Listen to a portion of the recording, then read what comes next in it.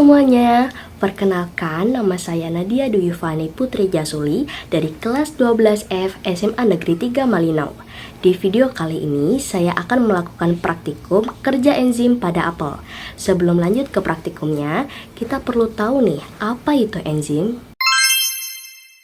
Jadi, enzim adalah senyawa kimia berupa protein yang dapat berperan sebagai biokatalisator, di mana bio adalah makhluk hidup dan katalis adalah zat yang dapat mempercepat reaksi. Sederhananya, enzim adalah katalis yang dapat mempercepat reaksi biologis. Juga, fungsi enzim adalah untuk mempercepat reaksi biologis tanpa ikut bereaksi ya teman-teman. Jadi, sekarang udah tahu kan apa itu enzim? Maka dari itu, kita akan lanjut ke video praktikumnya. Alat dan bahan apa saja sih yang diperlukan? Alat yang dibutuhkan adalah mangkok sesuai jumlah larutan, pisau, sendok, gelas beker, dan label nama. Lalu, bahan yang dibutuhkan adalah 1 buah apel, susu, cuka, soda, air jeruk, dan aquades.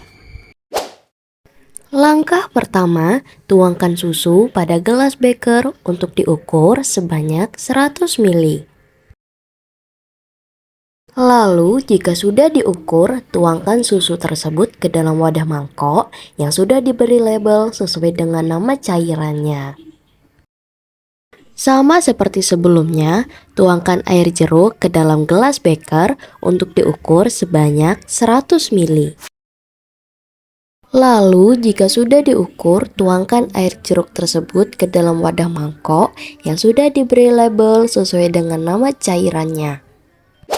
Selanjutnya, tuangkan soda ke dalam gelas beker untuk diukur sebanyak 100 ml.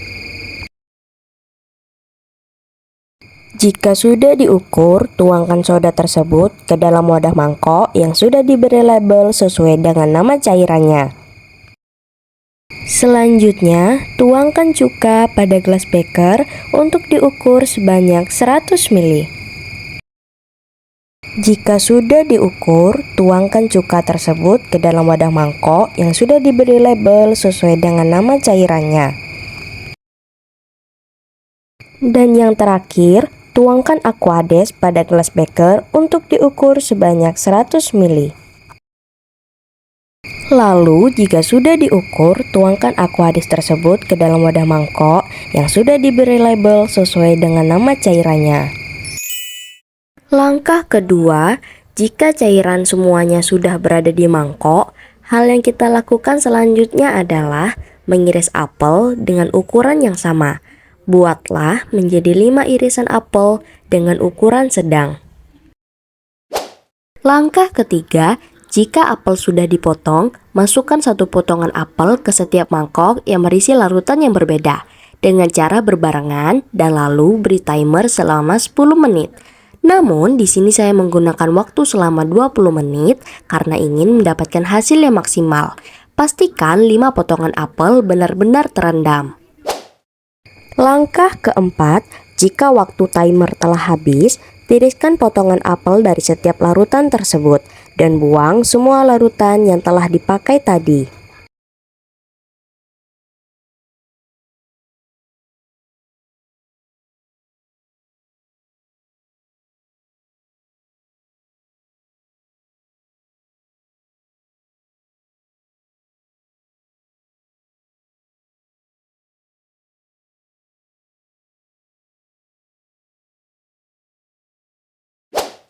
Langkah kelima, diamkan semua potongan apel selama 24 jam dan jangan lupa siapkan 1 potongan apel sebagai kontrol.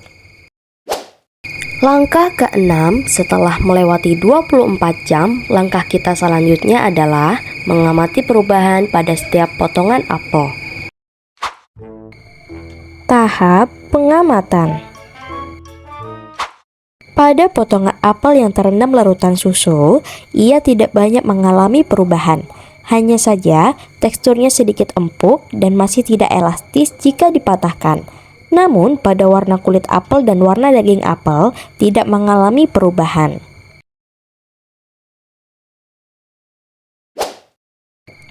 Pada potongan apel yang terendam air jeruk, ia mengalami sedikit perubahan, yang dimana tekstur daging apel lebih empuk dan elastis sehingga gampang dibengkokkan, dan ia lebih mudah saat dipatahkan, tidak seperti potongan apel pada larutan susu.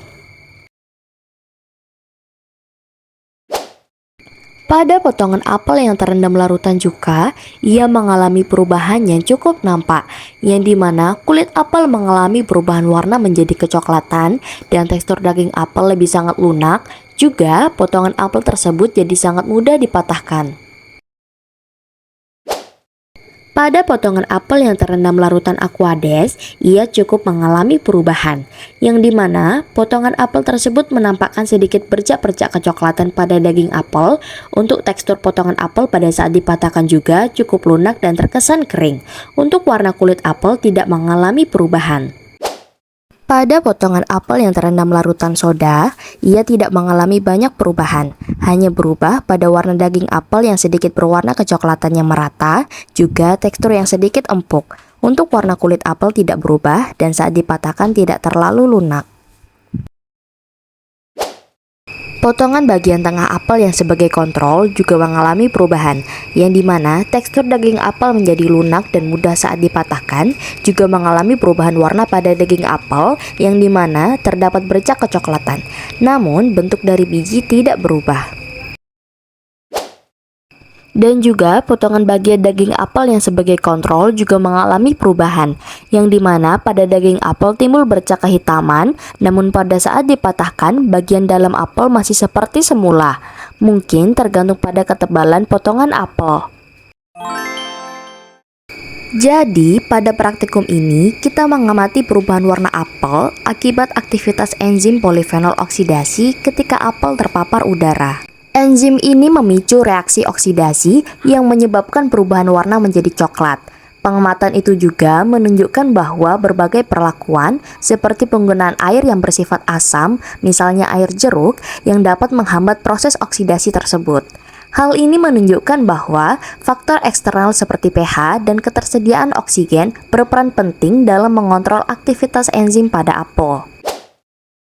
Dari hasil pengamatan juga, kita bisa lihat bahwa pada apel yang mengandung air jeruk tidak mengalami banyak perubahan, karena air jeruk mengandung antioksidan yang dapat menghambat reaksi pencoklatan dengan efektif. Berbeda pula dengan apel yang mengandung air cuka, ia mengalami perubahannya cukup nampak seperti kulit dan daging apel yang kecoklatan, karena air cuka merusak cara kerja enzim tapi tidak menghambat reaksi oksidasinya. Jadi, dapat disimpulkan bahwa aktivitas enzim polifenol oksidasi sangat dipengaruhi oleh kondisi lingkungan seperti pH, suhu, dan ketersediaan oksigen. Juga perlakuan-perlakuan tertentu seperti perendaman dalam air jeruk efektif dalam menghambat kerja enzim ini dan mencegah perubahan warna pada apel. Mungkin praktikum dan pembahasan mengenai kerja enzim pada apel sampai di sini dulu ya. Semoga sekarang teman-teman paham apa itu enzim dan bagaimana cara kerja enzim. Maaf bila ada kesalahan dan kekurangan dalam video ini. Juga terima kasih banyak sudah mau menonton hingga akhir video ini.